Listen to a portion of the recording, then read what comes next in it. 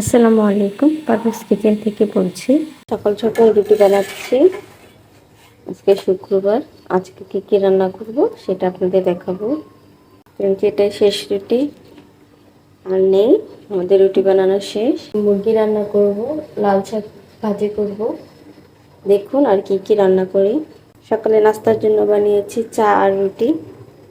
এই যে আমাদের রুটি বানানো শেষ। এখন আমরা নাস্তা করে তারপর আবার রান্নাতে চলে যাব। তো এই যে এখন চা দিয়ে রুটি দিয়ে খাবো।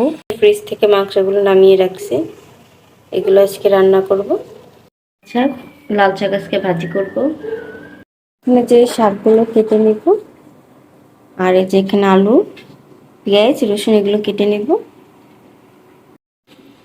এই যে আমার লাল শাক কাটা শেষ, আর এই যে এখানে মশলা কাটা শেষ। এখন এগুলো রান্না করব। কাঁচামরিচ আর রসুন একসাথে দিয়ে দিলাম, পেঁয়াজ দিয়ে দিলাম, এই যে পরিমাণ মতো লবণ দিয়ে দিলাম। এই যে বন্ধুরা, শাকটা বসিয়ে দিলাম। এই যে শাকটা হয়ে গেছে, এখন শাকটা বাগার দিব। তার জন্য এই যে তেল দিয়ে দিলাম, তেলটা গরম হয়ে গেছে। এখন এক এক করে শাক দিয়ে দিব। শাকটা রান্না হয়ে গেছে। তো এখন মাংসের জন্য আমি ধনে নিলাম, লবঙ্গ আর এলাচ নিলাম, সাথে 2টা রসুন নিলাম আর শুকনো মরিচ নিলাম, আর আস্ত পেঁয়াজ আর আদা রসুন বাটা ছিল। সবগুলো একসাথে বেটে আমি মাংস রান্না করব। তার জন্য এগুলো বেটে নিয়েছি।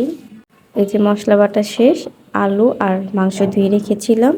এখানে মশলা দিয়ে দিলাম, হলুদ, দারুচিনি, আর সাথে পরিমাণ মতো লবণ দিয়ে দিলাম। সাথে পরিমাণ মতো তেল দিয়ে মাখিয়ে বসিয়ে দেব।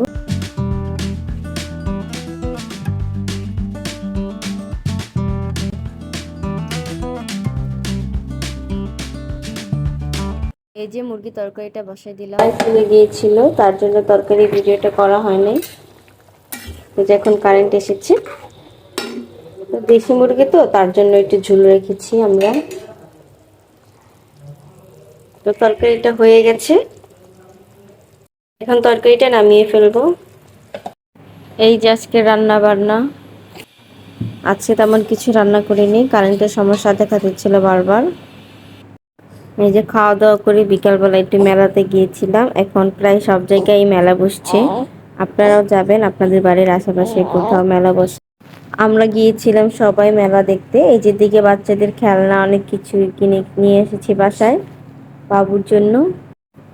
অনেক কিছু খাওয়া দাওয়া করেছি, আর মেলাতে অনেক কিছু উঠেছিল, কিছু জিনিসপত্র কিনেছি, সেগুলো ভিডিও করা হয় নাই।